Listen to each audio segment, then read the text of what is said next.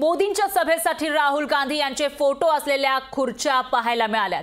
खुर्च्यांवरून राहुल गांधींचे स्टिकर्स आता काढल्याची माहिती आहे। लोकशाही मराठीने सगळ्यात आधी बातमी दाखवलेली होती। सभा आहे पंतप्रधान मोदींची, पण त्यांच्या सभेसाठी ज्या खुर्च्या ठेवलेल्या होत्या त्या खुर्च्यांवर राहुल गांधी जे विरोधी पक्षामध्ये आहेत त्यांचे स्टिकर पाहायला मिळाले होते। थोड्याच वेळापूर्वी लोकशाही मराठीने एक्सक्लुझिव्ह अशी दृश्य इकडची दाखवलेली होती आणि त्यानंतर आता त्या खुर्च्यांवरील स्टिकर राहुल गांधींचे स्टिकर काढल्याची माहिती समोर येते। यवतमाळमध्ये आज मोदींची सभा आहे आणि याविषयी अधिक माहितीसाठी आपले प्रतिनिधी संजय राठोड आपल्या सोबत थेट जोडले गेले आहेत। संजय, काय सांगाल? सगळ्यात आधी लोकशाही मराठीने ही बाब निदर्शनास आणून दिलेली होती। सभा आहे पंतप्रधान मोदींची, पण स्टिकर इथं राहुल गांधींचे दिसत होते आणि ते स्टिकर काढण्याचं काम सुरू असल्याचं दिसतंय।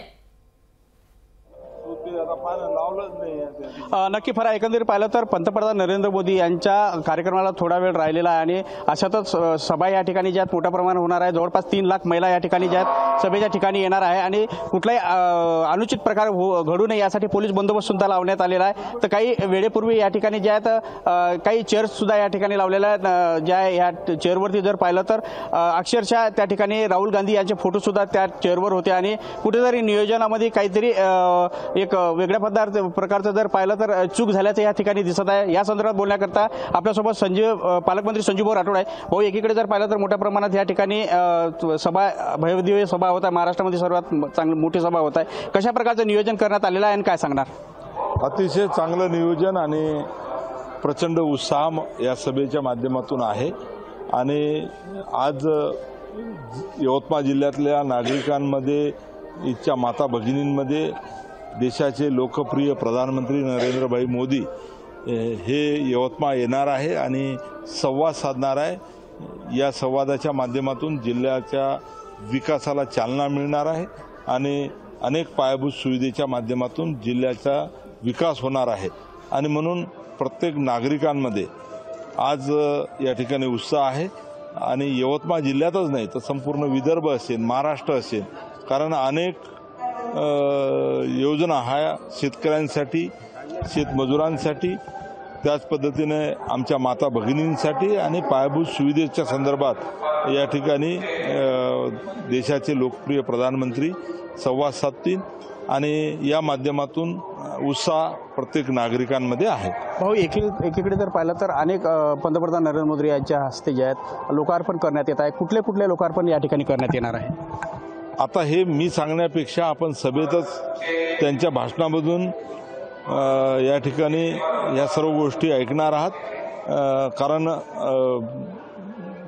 त्यांच्याकडूनच ते जाहीर होणार आहेत आणि म्हणून नक्कीच महाराष्ट्रातल्या शेतकऱ्यांसाठी आणि त्याचसोबत आमच्या माता भगिनींसाठी या सभेच्या माध्यमातून फार चांगला दिलासा या ठिकाणी मिळेल अशी अपेक्षा माझी आहे। भाऊ, एकंदरीत पाहिलं तर अनेक या ठिकाणी जे आहेत उमेदच्या माध्यमातून बचत गटाच्या महिला येणार आहे। अंदाजे किती संख्या आहे तिची आणि कशा प्रकारचं त्यांचं नियोजन करण्यात आलेलं आहे? कशाने ते येणार आहे इथे काय सांगणार?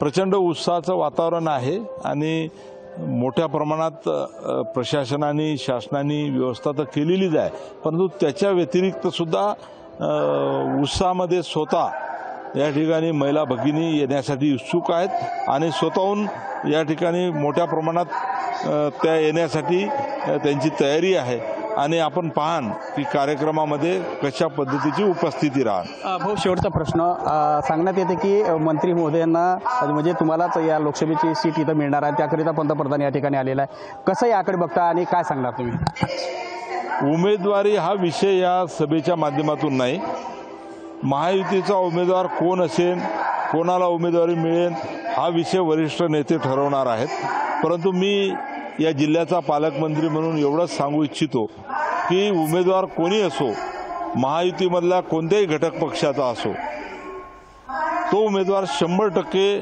या ठिकाणावरून निवडून जाणार आहे आणि नागरिक त्याला खऱ्या अर्थानं निवडून पाठवणार आहे, कारण यामागची भूमिका अशी आहे की देशाचे लोकप्रिय प्रधानमंत्री नरेंद्रभाई मोदी यांच्या नेतृत्वामध्ये खऱ्या अर्थानं देशानं जी प्रगती केलेली आहे, देशामध्ये ज्या पद्धतीनं विकास कामं झालेली आहेत, जे निर्णय झालेले आहेत, जे धोरणं आणल्या गेलेली आहेत, त्याच्यामुळे या देशातला प्रत्येक नागरिक भारावून गेलेला आहे नरेंद्रभाई मोदी यांच्यावर प्रभावित झालेला आहे आणि आज भारत देशाचं नाव पूर्ण विश्वामध्ये ज्या पद्धतीनं मान सन्मानानं घेतल्या जाते, तर हा खऱ्या अर्थानं प्रत्येक भारतीयांचं अभिमान आणि स्वाभिमान आहे आणि हे कार्य नरेंद्रभाई मोदी यांच्या नेतृत्वामध्ये झालेलं आहे. नक्कीच फरा एक एकंदरीत पाहिल्याचा शेवटचा प्रश्न भाऊ, या ठिकाणी मोठं आयोजन केलेलं आहे आणि 3 लाख चेअर या ठिकाणी लावण्यात आलेल्या आहे. मात्र काही चेअरवरती राहुल गांधीचा फोटो या ठिकाणी दिसलेला आहे. काय सांगणार भाऊ या संदर्भात? मंडप डेकोरेशन या ठिकाणी ज्यांचं आहे, खुर्च्या ज्यांच्या आहे, त्यांनी एखाद्या वेगळ्या पक्षाचा सुद्धा कार्यक्रम केला असेल.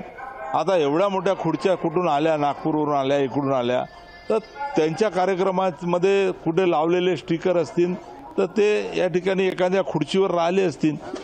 परंतु त्याला आपण महत्त्व देण्यापेक्षा इथं येणारा प्रत्येक माणूस हा नरेंद्रभाई मोदी यांच्यासाठी येणार आहे, त्यांना ऐकण्यासाठी येणार आहे. त्यांच्यावर प्रचंड विश्वास या ठिकाणी जनतेला आहे, नागरिकाला आहे आणि म्हणून त्या गोष्टीला महत्त्व देणं हे आमच्या दृष्टीनं फार महत्त्वाचं नाही असं आम्ही समजतो. नक्की एकंदरीत पाहिलं तर काही गोष्टीकडे महत्त्व देणं हा फार आमचा महत्त्व नाही आणि अशातच ह्या ज्या खुर्च्या आणल्या असेल या नागपूर इथून किंवा इतर ठिकाणून आणल्या असेल आणि यापूर्वी त्या खुर्च्यासुद्धा वेगवेगळ्या कार्यक्रमामध्ये असेल असं सुद्धा संजय राठोड पालकमंत्री यांच्याकडनं सांगण्यात येत आहे. निश्चितच संजय, धन्यवाद तुम्ही दिलेल्या या सविस्तर माहितीसाठी. लोकशाही मराठी ऐका, पहा, जागरूक रहा.